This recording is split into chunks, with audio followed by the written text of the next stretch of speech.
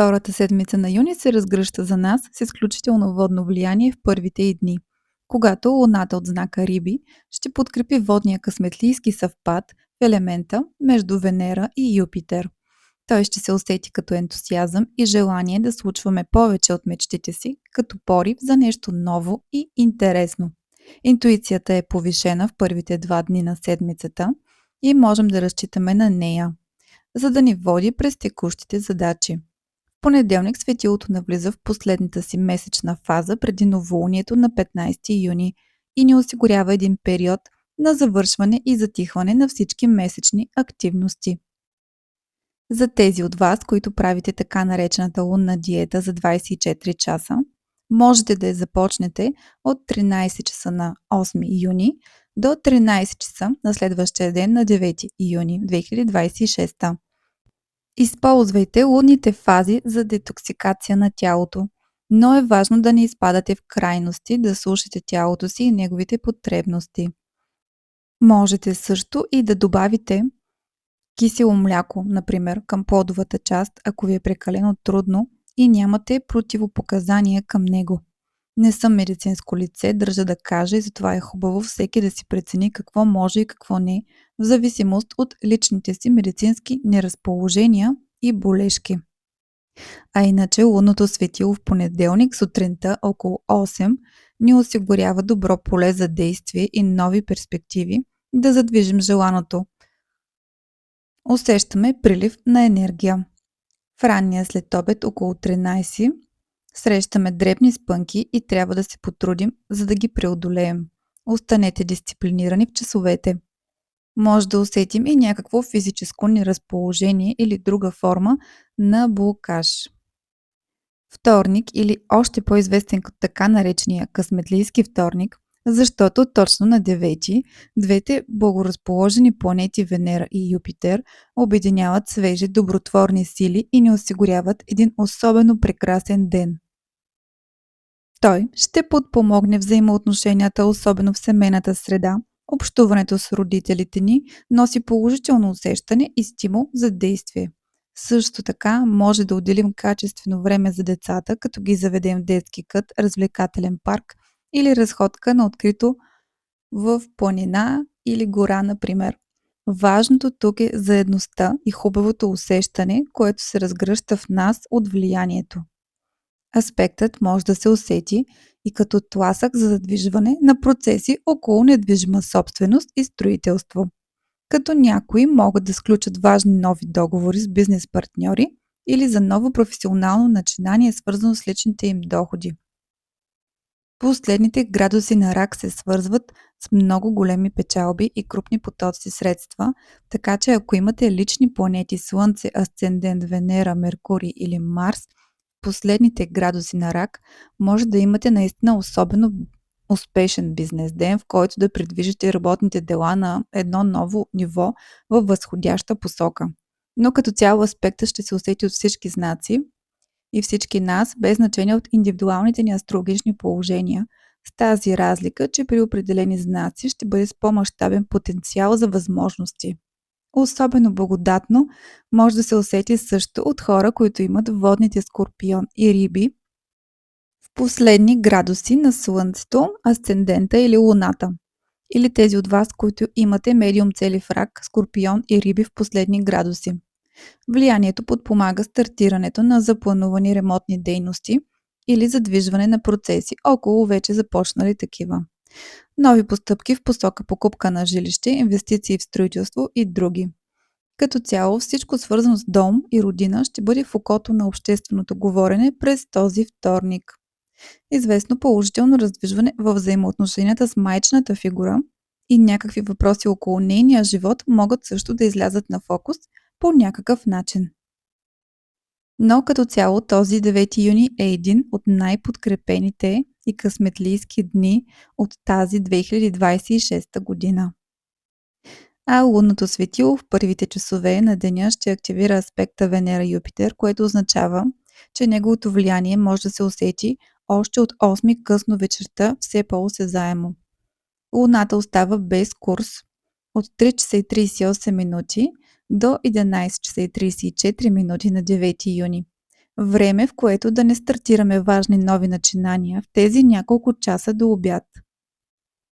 След 11 часа и 34 минути светилото навлиза в огнения свят на Овен, за да придаде по-импулсивен и експанзивен привкус на следващите дни до четвъртък след обед.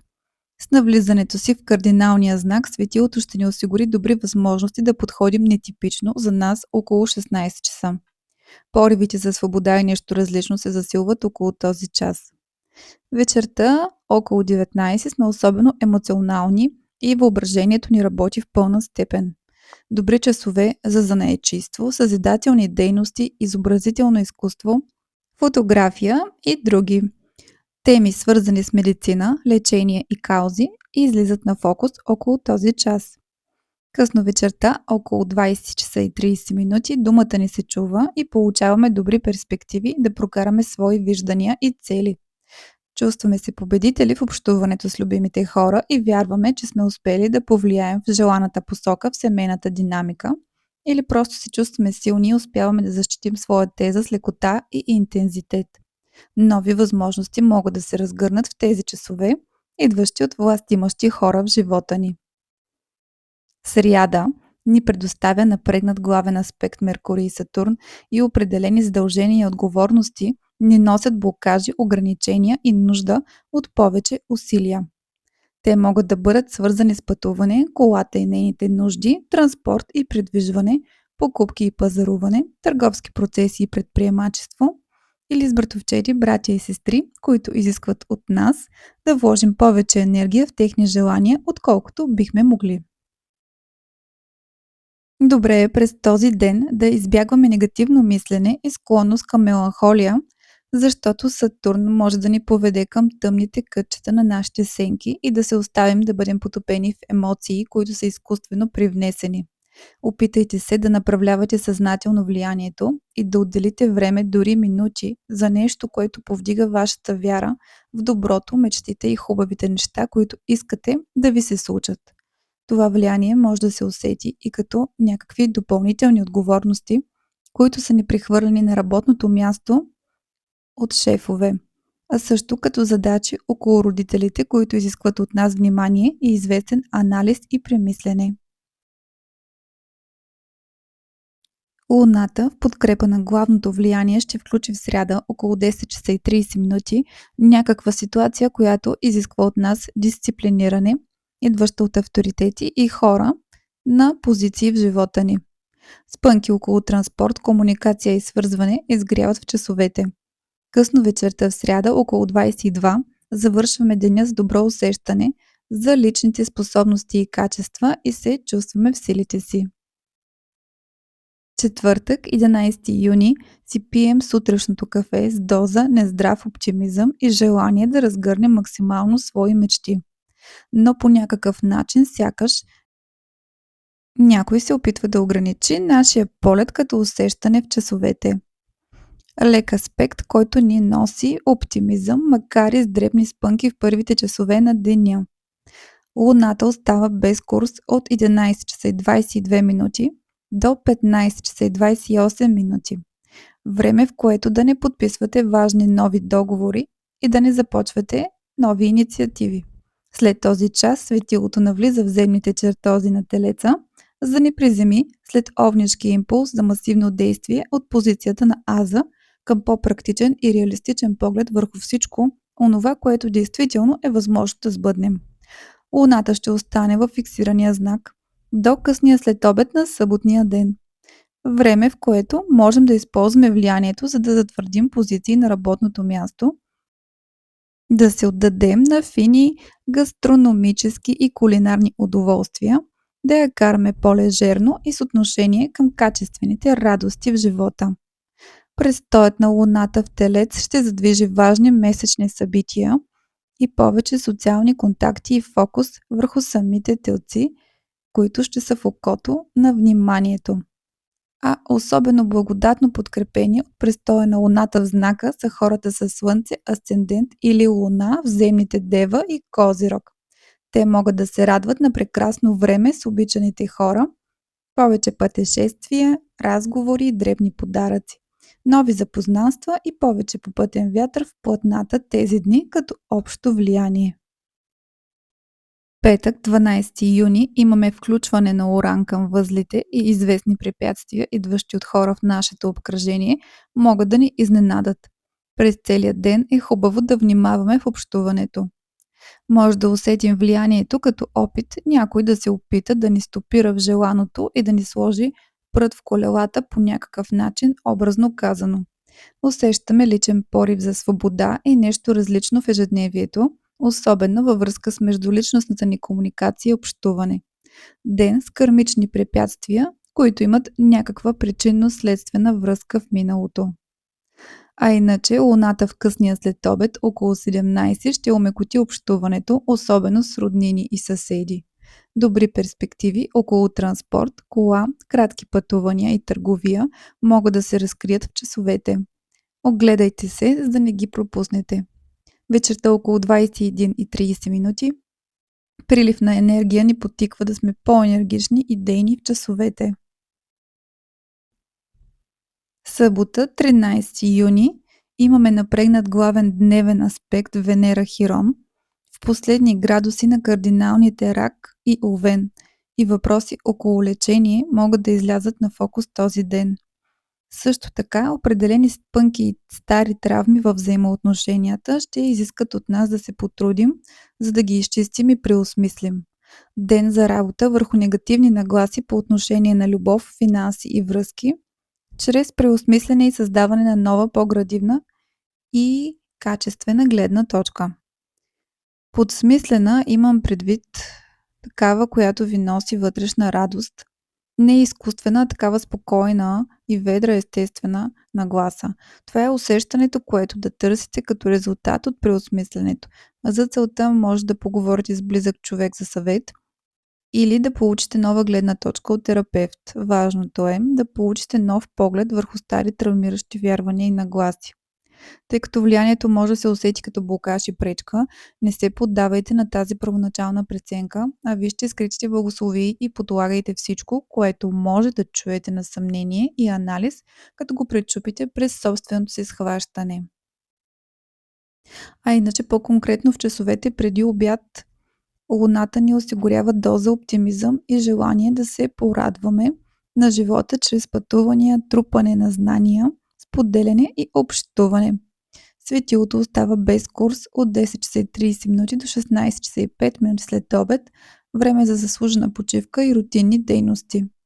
След този час Луната навлиза в ефирния свят на Близнаци, за да завършим седмицата, водени от по-интелектуален подход.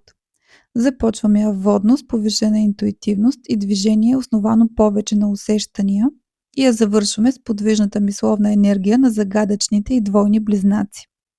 Въпреки че всеки, който е имал досег до знака, знае, че лицата на близнаци са много повече от две. Един знак, мистика и предприемчивост. И точно той ще ни осигури в последните дни от седмицата качествено време за комуникация с роднини, възможност за кратки пътувания, участие в обществени събития и включване в обучение и образователни курсове. Събота след обед около 16 часа, добри часове с любимите хора. Може да получим хубаво предложение да отидем някъде, дребен подарък, да си вземем пристигнала покупка или просто да се чуем с добър приятел. Вечерта около 20 часа порив за свобода и новаторство ни носи на крилете на идейността. Някаква малка изненада може да изгрее около този час. А късно вечерта в съботния ден около 23 добри часове за значимо количество идеализъм, нетрезва преценка, творчество и повече забавления. Неделя, 14 юни 2026, утрото ни буди с Венера напуснала водните простори на раците, за да навлезе в огнените предели на Лъва, от които до 10 юли 2026 ще придаде нов смисъл на думата романтика и ще постеле на предстоящото преминаване на Юпитер за следващата една година в знака Лъв. Тази смяна на големия благодетел ще повлияе особено осезателно на самите представители на фиксирания знак и онези от вас с Луна и асцендент в Лъв, а също и Венера, в особено щастлива посока. Но за предстоящото крупно влияние по-нататък ще споделя повече. А в неделния ден на обяд се радваме на добри часове и нови възможности, идващи от родители и по-възрастни приятели в живота ни. Това е за предстоящата седмица от мен. Нека тя бъде благоразположена за вас и да използвате небесните влияния положително и по най-добрия начин. Понякога дори и разбирането защо в даден момент се чувстваме по определен начин е стъпка към по-осъзнат и пълноценен живот.